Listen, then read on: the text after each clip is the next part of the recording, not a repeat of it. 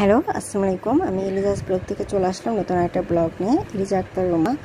আজকে আমি আমার আব্বু আম্মুর বাসায় যাচ্ছি, সেটাই আপনাদের সাথে শেয়ার করব। তো আমি ভালো আছি, বাট যখন গাড়ি জার্নিতে উঠলাম একটু খারাপ লাগছিল, যেহেতু সকালের দিকে আমার এখনও কিন্তু আমি অতটা সুস্থ না আর কি।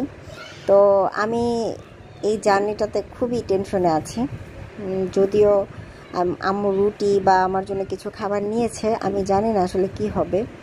তো সবাই দোয়া করবেন। আর এই তো পুরো জার্নিটা আমি ভিডিও করতে পারবো কি না জানি না, যতটুকু পারি আপনাদের সাথে শেয়ার করব।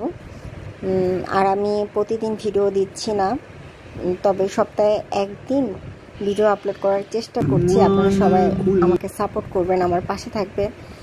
ভুল ত্রুটি হলে সেটা ক্ষমা দৃষ্টিতে দেখবেন। তো এই তো আমরা অলরেডি দিয়াবাড়ি পার হচ্ছি। তো এই জায়গাটা আসলে আমার খুবই ভালো লাগে। আর আমি অলরেডি বমি করে বমি হয়ে গেছে আমার। আমি একটু রুটি আর একটু ডিম কি যেন আম্মু আর কি করে দিয়েছিল।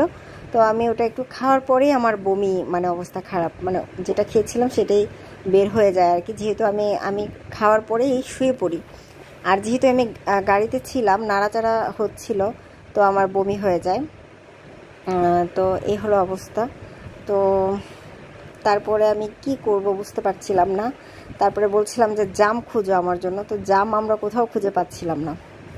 তারপরে বললাম যে লেবু পাতা খুঁজো, খুবই খারাপ অবস্থা ছিল আমার। তো এই তো দিয়াবাড়ি পার হচ্ছি এবং এই জায়গাটা খুবই ভালো লাগছে। আর সবথেকে মজার কথা যে আমি এই যে যাওয়ার পথে খুবই খুবই স্বপ্নের একটা জিনিস নিজের চোখে আমি দেখেছি। এতদিন আমি টিভিতে দেখেছি যে সেই স্বপ্নের জিনিসটাকে, যে সে একদম বাস্তব। কিন্তু আজকে আমি যখন যাচ্ছিলাম আমি কল্পনাই করতে পারিনি যে আমি এই দৃশ্যটা আমি দেখতে পারবো, বা আমি আদৌ ওই রাস্তা দিয়েই যাচ্ছি। আসলে আমার অতটা আইডিয়া ছিল না, আর শারীরিকভাবে অসুস্থ ছিলাম। তারপরও যখন আমি দেখি, এই যে দেখেন আমার স্বপ্নের, তো এটা আমাদের সবারই একটা স্বপ্ন। তো এই জিনিসটাকে যে আমি দেখতে পারবো, এই মেট্রো রেল যে যাচ্ছে, এই জিনিসটাকে যে আমি একদম সামনে থেকে দেখতে পারবো, কখনোই আশা করিনি। তো আমার খুবই ভালো লাগছে যে এই সময়টাই ট্রেনটা এখানে ছিল। তো আমার খুবই ভালো লেগেছে। তো আপনাদের জন্য আমি একটু ভিডিও করে নিলাম, এবং খুবই খুবই একটা দারুণ একটা জিনিস আমি দেখলাম এবং আপনাদের সাথেও শেয়ার করলাম। তো এই তো আসলে আমি এখন বর্তমানে তেমন একটা রান্নাবান্নার ভিডিও নিতে পারছি না, কারণ আমি নর্মালি কিন্তু খুবই স্ট্রং, বাট আমি না পারলে, যখন আমি শরীরটা একদমই চলে না, তখনই আমি আসলে একদমই এরকম অচল হয়ে যাই। আমি জানি না, অনেকেই আছে যে রান্নাবান্না করে বা সব কিছুই করতে পারে, বাট আমি অনেকটাই উইক হয়ে গিয়েছি। তো আমার জন্য সবাই দোয়া করবেন। আমি যেন মানসিকভাবে আমার কেন যেন একটু ভয় ঢুকে যায় মনের ভিতরে, আর আমি সেটাকে তাড়াতে পারি না, একটা অস্থিরতা। তো চেষ্টা করছি নিজেকে সবসময় রিল্যাক্সে রাখার জন্য, বা কোনো টেনশন না করার জন্য। আর আসলে এই তো সবসময় নিজেকে আর আম্মুকে বা ফ্যামিলির মাঝে গেলে হয়তো বা আমার মন মানসিকতা একটু ভালো হবে।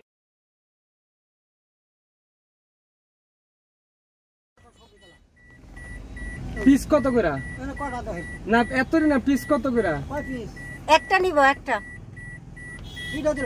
না, একটা দেন, একটা। আচ্ছা একটা, আচ্ছা কত পিস, কত দুই পিস কত? 50 টাকা নেন। 50 টাকা দিলাম আপনারা, বুঝছেন?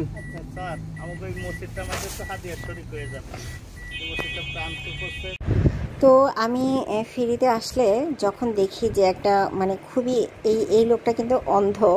তো আমি আসলে চাচ্ছিলাম যে তার কাছ থেকে কিছু নিয়ে তাকে টাকা দিতে, আমি তাকে ছোট করতে চাইনি, তাই কলার আমাদের প্রয়োজন ছিল না। তারপরে আমি একটা নিয়ে টাকা দিতে চেয়েছিলাম, কিন্তু সে আমাদের দুটা দিল। তো এই তো, আর আমরা ফেরিতে উঠে গিয়েছি। আর এই ফেরিতে আমি যখন দেখেছি কোনো মুরব্বি মানে আমি জানি না, আমার খুবই খারাপ লাগে। আমি তাদেরকে কখনো হেল্প করতে পারবো কি না জানি না, আমার খুব ইচ্ছা আছে আমি হেল্প করব।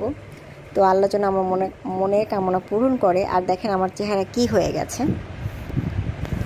তো এই যে আমরা ফেরি পার হয়ে একদম নদীর ওই পারে অনেকটাই পথ চলে এসেছি। তো আর কিছুক্ষণ পরেই হয়তো বা আমরা আমাদের বাসায় চলে যাব। তো এই তো কি বলবো, টুকটাক আমাদের জার্নির টুকটাক আপনাদের সাথে শেয়ার করলাম। আসলে আমি একদম কি বলে, আমি কণ্ঠ দিতেই পছন্দ করি, বাট রিয়েল যে কণ্ঠ সেটা আমি দিতে চাই না, কারণ গাড়িতে ওয়াজ শুনছিলাম, তারপরে গান শুনছিলাম। তো রিয়েল কণ্ঠটা আসলে দেওয়া যাবে না। এই যে আমাদের ফরিদপুর শহরে চলে এসেছি। আমি এই রাস্তা দিয়ে মানে আমি যখন ফরিদপুর শহরে একদম ঢুকে যাই, আমার এত ভালো লাগে। আসলে এই শহরে এসে আমি অনেক ভালোবাসা পেয়েছি, অনেক ভালোবাসার মানুষ হয়েছে। তো এই তো আমার এখানে অনেক বন্ধু আছে এবং এখানে আমার খুব আপন মনে হয়, সবাইকে আমার খুব আপন মনে হয় যে না, এটাই আমার একটা শহর। আর এখন তো এই তো, যদিও আমাদের দাদু বাড়ি নড়াইল, বাট নড়াইলে তো আসলে কখনো থাকা হয় নাই, বেড়াতে গিয়েছি বা চলে এসেছি। কিন্তু আমার বাবার চাকরি যেখানে, সেখানেই তো বেশি থাকা হয়েছে। তো এখানে যেহেতু পড়াশোনাও করেছি, তো সব কিছু মিলে এখানে একটা অন্যরকম ভালোবাসা। তো এই তো এইটা হচ্ছে আমার বাবার অফিস ছিল, এই যে বিদ্যুৎ অফিসটা। তো খুবই সুন্দর করে এখন মানে সুন্দর একটা পরিবেশ হয়েছে, সুন্দর গেট তৈরি করা হয়েছে, খুবই ভালো লাগছে। তো এই তো আমরা আমাদের বাসার গলিতেও ঢুকে যাব। তো দেখতে দেখতে আমি একদম ভিডিওর শেষ প্রান্তে চলে এসেছি। আর কি আমি যখন বাসায় যাওয়ার পরে কি হয়, দ্রুত হয়তো বা ফ্রেশ হয়ে নিয়ে মানে শুয়ে পড়ি, যেহেতু আমি বমি করেছি কয়েকবার, খুবই ক্লান্ত ছিলাম, তাই আর তারপরে আর ভিডিও করা হয় না। তারপরে আপনার বাবা কিন্তু ফ্রেশ হয়ে খাওয়া দাওয়া করেই কিন্তু ঢাকায় চলে যায়। বিদায় নিয়ে নিচ্ছি, আল্লাহ হাফেজ।